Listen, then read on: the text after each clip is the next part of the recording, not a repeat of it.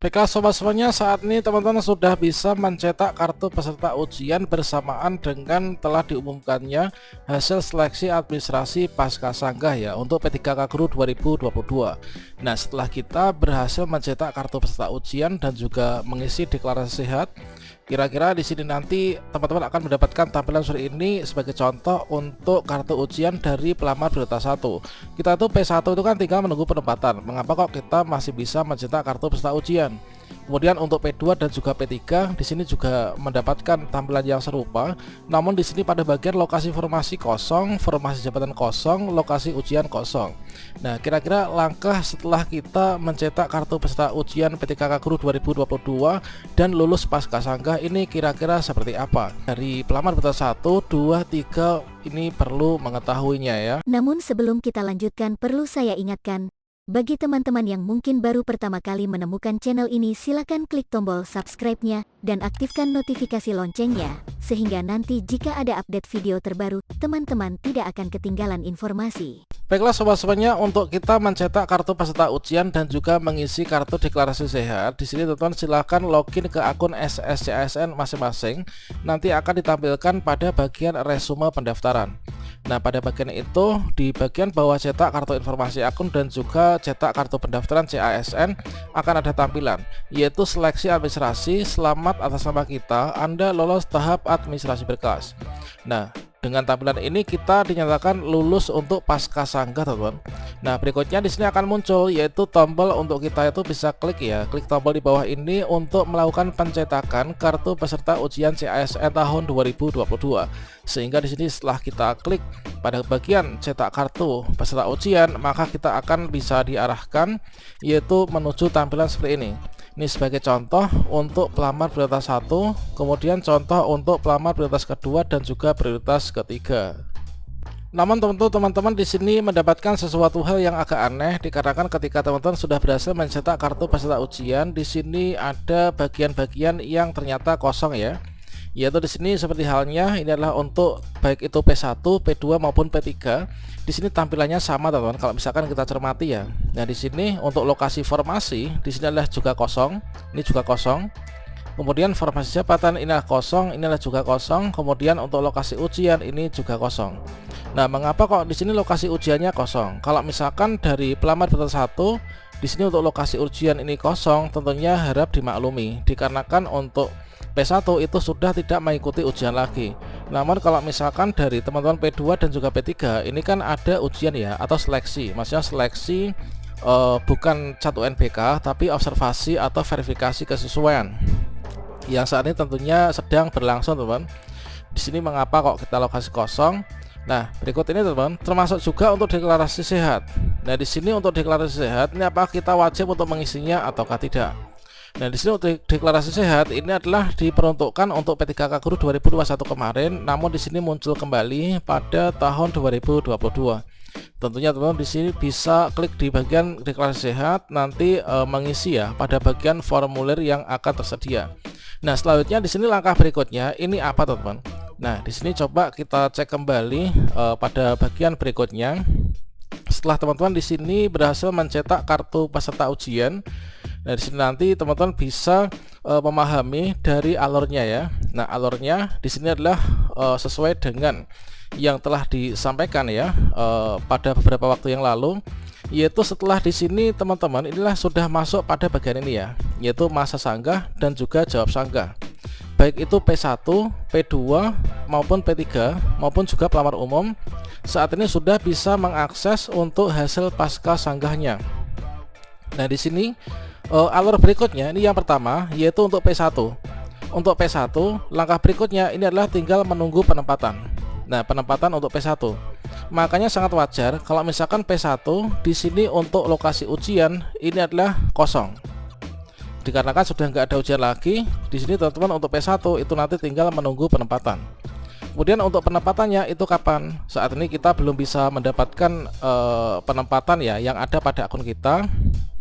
Namun dari hasil yang terlihat pada jadwal ini, tentunya teman-teman sudah sering menyimak video saya sebelumnya. Nah, untuk P1 di sini adalah kemarin pengumuman untuk mendapatkan penempatan P1 ini adalah bersamaan dengan dibukanya pendaftaran ya. yaitu tanggal 31 sampai tanggal 13 November kemarin. Nah, selanjutnya di sini kita masuk pada bagian ini. Masuk pada bagian yaitu pengumuman pascasanggah dan juga penilaian kesesuaian. Nah, untuk P1 tentunya di sini dikarenakan sudah nggak ada ujian lagi, maka di sini P1 itu nanti langkah berikutnya itu adalah menunggu yaitu pengumuman hasil seleksi ya. Yaitu pengumuman hasil seleksi final untuk P1, P2, P3 dan juga pelamar umum. Jadi langkah berikutnya teman-teman setelah mencetak kartu peserta ujian, meskipun kita bisa mencetak kartu peserta ujian, maka kita tidak perlu melakukan apa-apa untuk langkah berikutnya. Kita hanya login ke akun kita, mengecek secara berkala manakala ada informasi-informasi yang mendesak ya. Nah, selanjutnya teman-teman yang kedua, inilah dipantau nanti tanggal 15. Pantau tanggal 2 sampai 3 Februari ya, 2023. Nanti akan diumumkan. Di sini adalah untuk formasi kita itu berada di mana. Kemudian formasi jabatan kita itu apa? Misalkan di sini S1 PGSD. S1 PGSD tentunya di sini kalau misalkan di sekolah kita ada formasi, ini nanti kita akan ditempatkan di sana ya. Kemudian terkait tentang formasi untuk P1, untuk teman-teman yang P1 dan kemarin bisa melakukan pendaftaran, login, kemudian melanjutkan sampai resume, dipastikan teman-teman nanti sudah bisa diangkat dan ditempatkan. Namun untuk saat ini memang untuk data penempatan itu kebanyakan dari daerah itu belum mempublishnya, meskipun ada beberapa daerah yang sudah mempublish langsung di pengumuman ya dari website BKPSDM masing-masing. Namun untuk data P1 penempatannya ini sudah aman, teman-teman tinggal pantau nanti pada tanggal 2 sampai 3 Februari ini untuk kita penempatannya di mana. Nah, selanjutnya di sini untuk P1 ujian ini enggak ada ya. Nanti di sini untuk bagian 2 nanti kita pantau ini. Nah, selanjutnya untuk yang P2 dan juga P3, setelah pengumuman pascasanggah dan kita bisa mencetak kartu peserta ujian, maka di sini perlu kita ketahui bahwa setelah pascasanggah ini untuk P2 dan juga P3 ini adalah kita mengikuti seleksinya, ikuti mekanisme seleksi observasi ya, observasi atau penilaian kesesuaian untuk P2 dan juga P3. Yang mana untuk penilaian ini saat ini sedang berlangsung ya. Untuk penilaian di sini adalah untuk kesesuaian dari pengawas, kemudian guru senior dan juga dari kepala sekolah tanggal 27 sampai 28. Kemudian dilanjutkan penilaian kesesuaian oleh Dinas Pendidikan dan juga BKPSDM sekaligus pembobotan yaitu tanggal 29 November sampai 3 Desember. Selanjutnya nanti di sini dikarenakan untuk seleksi observasi untuk P2 dan juga P3 di sini adalah yang dilakukan itu adalah untuk guru honorer tidak melakukan apa-apa, dikarenakan untuk penilaian kesesuaian itu dilakukan oleh penilaian guru senior, kepala sekolah, kemudian pengawas dan BKPSDM serta Dinas Pendidikan melalui aplikasi penilaian kesesuaian dari Kemdikbudristek, yang mana yang mengerjakan, yang menilai, yang menjawab soal ini adalah dari mereka, dari tim penilai. Sehingga di sini dari guru-guru honorer P2 P3 ini tidak melakukan apa-apa. Nah, ini teman, jadi yang menjawab pertanyaan sebanyak 27 soal ini adalah dari tim penilai. Sehingga di sini untuk guru honorer P2 P3 tidak melakukan apa-apa. Apakah menyiapkan perangkat pembelajaran atau tidak? Ini jawabnya adalah tidak ya. Nah, tidak menyiapkan apa-apa. Dan juga untuk P2 P3 ini diharapkan untuk tetap bekerja seperti biasanya ya.